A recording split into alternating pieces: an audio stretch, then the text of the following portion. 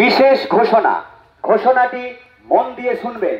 Under section 163B MSS অনুযায়ী আজ 5/5/2025 12টা থেকে খানাকুল 2 PS মিটিং হলে ঘাটের ডাক চলবে।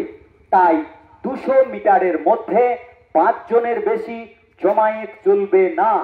200 মিটারের মধ্যে 5 জনের বেশি জমায়েত চলবে না।